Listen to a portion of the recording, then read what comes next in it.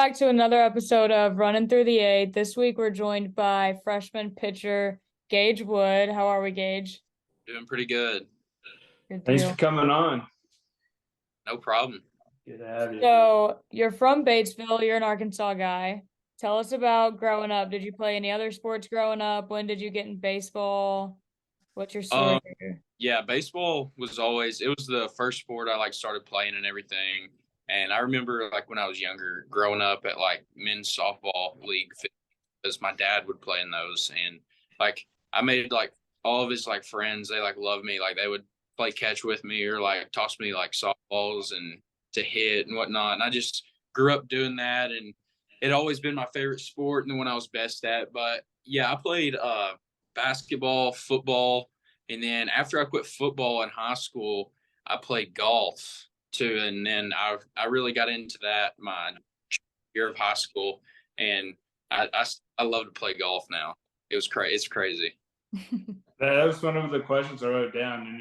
Or what else do you like to do outside of baseball? So I guess golf is the answer to that one, huh? Oh yeah, love to golf. Do you and any teammates go golfing together? Oh yeah. We haven't been in a couple weeks. We've been pretty busy, but the other day with Coyle, Fitzpatrick, and Heineman, and then a little bit before that, me and Roland scrambled against Stovall and Holland, and that was a good time. There you go. That sounds like a good time. Oh yeah. You ever go to Top Golf? Yeah, I've been there a few times, more than a few times since I've been up here. Probably close to 10, probably.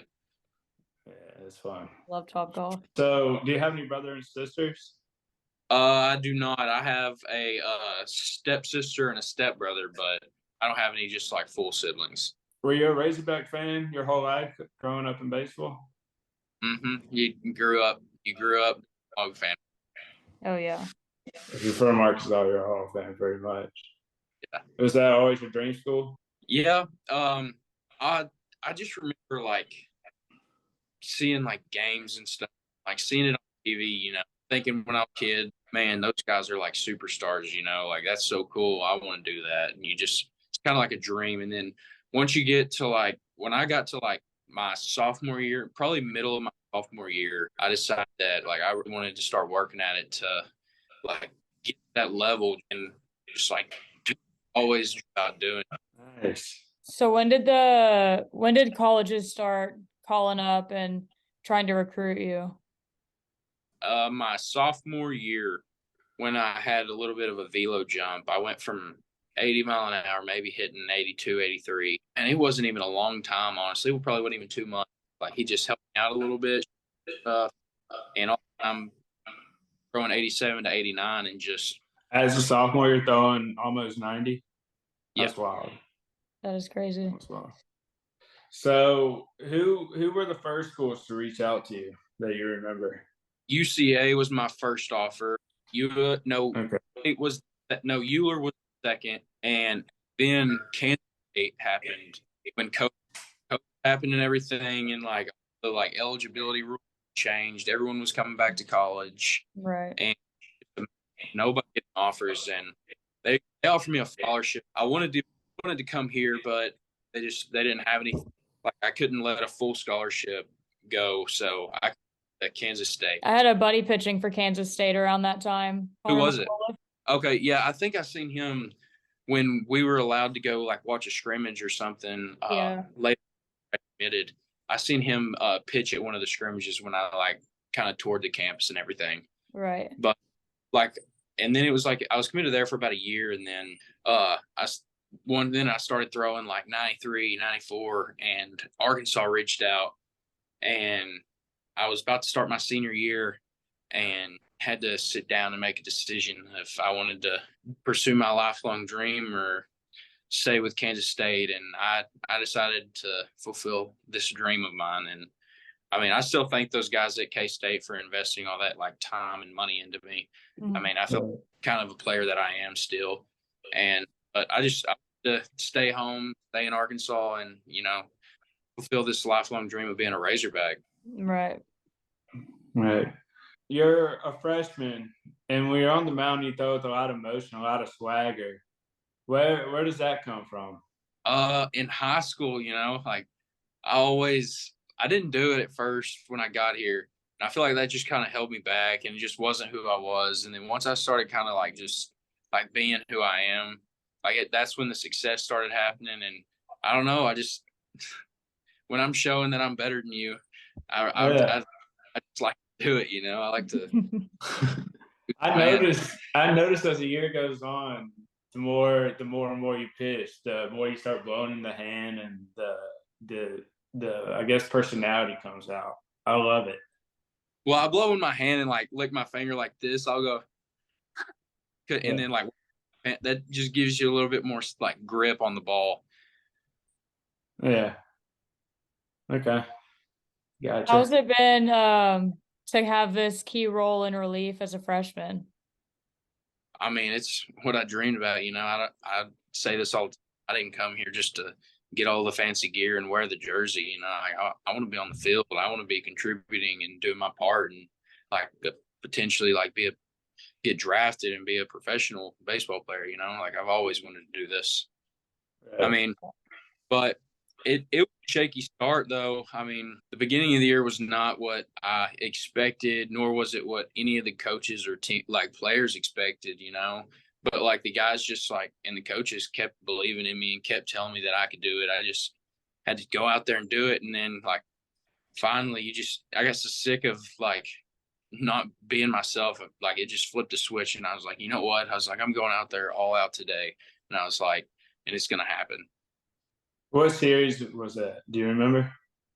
I started getting it back in like midweeks when Hobbs was throwing me out there in those midweeks to kind of prove that I could do it, And then it was the Alabama because I went off to a start that Friday. Well, I mean, I gave up 3 ground ball hits that ended up in a few runs, but like none of them were hard hit balls. And like he even told me that. And then come Sunday, we get a 1-run lead, and it's the top of the 8th with 2 outs, runner on second, and my name gets called because Dylan Carter's out of juice, and I went out of there that I was about to win this game. All we needed was that 1 run. I remember that perfectly. I remember that exact series. That was a huge I guess not motivation, but I don't know, swagger I saw in you. That inning right there. So when it comes to like the nerves with that, is that just something that you just have to put to the side, or does it get better over time? Or are you just like, you know what, forget the nerves, like I'm gonna go out here and do the thing? At first, yeah, it does get easier as you get put in more situations because I've been put in just about every situation you can think of, good and bad this year. And it gets easier. But then again, like you're always going to have those emotions. And like one thing that Hobbs really talked to me about was like he sat me down and like told me like you got like all this like fear, like anger or like nervous, like emotions when you go out there, but like everyone's looking at you, it's a lonely place, but all that has to be put into a place that's helpful and still like you can do your job because like fear, like, I mean, he told me it makes you like, it lets you know you're alive, that you still like have that feeling, Mm-hmm. So you place and then just go out there and know that you can do it and just, I don't know, kind of just have that confidence and know that you're going to get the job done and just go out there and execute. And honestly, like when I started doing that, I feel like it motivated me more that it flipped my mindset. And I started talking to myself more positively and everything. And that it just helps so much. Hobbs is a smart man. Very. That's the deepest I've heard a story into Hobbs. How Hobbs sounds like a good coach. What's his vibe like, I guess? He's a realist, like he's going to shoot you straight no matter what. I remember I've went in there and had meetings with him and everything, and he'll tell you the truth no matter what, like sometimes it's something you don't want to hear. And like that, I mean, helps, like being a coach at this level, that's what you got to do sometimes. And, like when he tells you something you don't want to hear, you're like, oh, all right, then I'm fixing to prove that wrong. Like that is not who I am, you know, and Mhm. it makes you better, and like he makes you better, and like he has all these like he's got these ways of just comparing like real life things and like ways of just like responding through adversity. Mhm. Like one of the things he ever told us was earlier on in the year we were fighting injuries, you know, like Wiggins had went down, and then it was Tired and Frank, you know, and then you know he told us, he was like, guys, he was like, look, he's like, we can sit around like everyone else talking about our program and be like, man, like this sucks for us, you know, and or we can, you know what, step up and find a way to be like, you know what, whatever, we're going to do this for those guys that can't do it anymore because of injuries, and we're going to step up and we're going to do the job and get it done. And he makes you really like, he makes you want to work hard for him and everyone around you. He's great. All right, since we're talking about that and adversity, we're on a 4-game skid right now. How's the team morale, would you say? You know, like it's never gonna be good, like if you've lost, you know, like 4 straight. But then again, like, you know, I mean, Hobbs told us today, like everyone's looking down on us, you know, like we can't look down on ourselves. So like we can write this story that can be better than any story ever wrote. And Exactly. starting Thursday, we're fixing to write that story. It's just up to y'all. And, you know, like that got us all like ready to go today. And like all of us are like, we're going to come out this weekend. Like we don't like it, but I mean, it's now all we can do is just keep working. You got to move forward. Hall sounds like one of those coaches you just want to play for. You want to go to battle for, you'll go to war for him, run through a brick wall, all that stuff. Yeah. So I guess he was on some podcast recently, and every single clip from it like comes up on my TikTok. And I saw something that I didn't know was a thing, but he was talking about how DJ Baxendale has a spreadsheet of all of the pitchers' stats and any statistic you could ever want, and it's up somewhere for all of you guys to see. What kind of motivation is that? Like you want to be at the top of the stat sheet. Oh yeah, I mean, DJ's great. DJ's so smart when it comes to all that like analytical stuff and like even just pitching. You know, like he pitched a bunch, and I remember we're working on getting my curveball like harder and just like more direct out of my hand and not as like loopy. And like DJ sat there and like took me through all this like editronic like film and stuff, and then like watched game film from it, and like just help me out with that stuff. But going back to those leaderboards, you know, like of course, like everyone wants to be that guy on the team, you know. So like, I mean, usually you see Hunter Holland and Hagen Smith at the very top of all of those things. And heck, I can tell you right now, Brady Tygart still has some of the best. He's still on some of those best leaderboards just from the few outings he had early in the season, you know. Oh. But like, it's those guys that like everyone sees, and you're like, man, you're like, it gives you something to chase after, you know.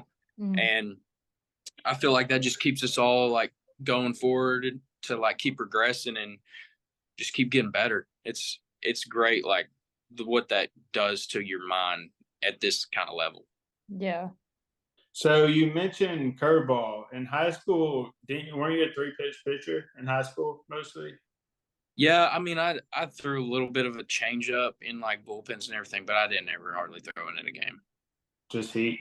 Yeah, in high school, I threw maybe like 6, 10 most at most if we were playing like a really good team, curveball or sliders. But it was mostly just 93, 95 at them. Yeah. What's your favorite pitch? Still, I mean, my fastball still like, I don't know what it is, something about it. It still just gets the job done. Like even in Georgia, I gave up what 2 or 3 hits, maybe something like that. I can't really remember. I try to flush stuff like that. But if you look back, I didn't land my curveball or slider hardly any like I had been doing in the past. And I was still like, if it wasn't for me like hurting myself while I was out there, I still like I could have got the job done with a fastball. And it's still like the fastball like plays for me. It's because like they say it's the carry. It's a like a baseball term or whatnot. Because it like to a hitter's like eye, it looks like it's rising, so it makes it kind of harder to hit because hitters are taught to like go like down and up through the ball or whatnot. So that's just what makes it good. But I really do like my splitter, like that. I'm really now like I throw a and when it comes along, it'll be one of my better pitches. It's so crazy. You're just a freshman to me. You got it on. I mean, you got with Hobbs a couple few more years, and that'll get there. What's your game day routine like? It. Sorry, my roommate. Can y'all hear my roommates A little bit. A little bit, yeah. They're in there playing a video game, and I told them to try to keep it down. But game day routines, that would be Parker Coyle. But game day routines, usually if it's a later game like this Thursday, tomorrow I'll go to class, and then after class, like I'll go like grab a bite to eat, go hang out at the field, Then I like to sit in the hot tub for a little bit and like get my body nice and just loose, it feels good. And then I sit in the cold tub, like up to my neck usually for 3 to 5 minutes because it's supposed to like, I see all kinds of like TikTok podcasts about it, how it's like there's so many benefits from it. I do that quite a bit. And it's like slow your heart rate down and like just increase like adrenaline levels at the same time. So it's like really good stuff, and it's honestly just really good for you and all. But I do that, and then we usually just hang out. We'll play a little ping pong, listen to music in the locker room, and then we'll go down for like BP and stuff. And then after BP, we do a little bit of like soft tissue work, like the pitchers in the PDC. We're doing soft tissue, waiting on our pitcher stretch in the PDC. And then I drink an energy drink, usually Bang lemon drop every time. And we go out clear the field off, and then play catch and everything. And that's the game day routine usually. Any superstitions in there? Yeah. I mean, yes, that's the lemon drop Bang for sure. And I wear the same underwear every game. Hey, okay. I do. I like it. Okay. There we go. We love superstitions around here. As a fan, I have like a lucky penny. I have a lucky pair of underwear that I wear on occasion for the big series. I got my own. I got a lot. That I have a lucky baseball that I hold, and I'm just a fan. I'm just doing nothing. I do all my pre-throw stuff on in the same order every day too. It's just my routine. So like after the thing, I know what's next, and I just kind of do that. You know who's fascinating to watch is Bobby Worms. Oh yeah, Bobby. He's a good show down on first base. He's great. He gives us a lot of like motivation and like gives a bunch of energy like in the dugout, and always just make sure we're up, like just like staying in the game and staying alive and keeping the energy flowing. He's great. Yeah, he's fascinating to watch out there too. Oh yeah. Superstitions.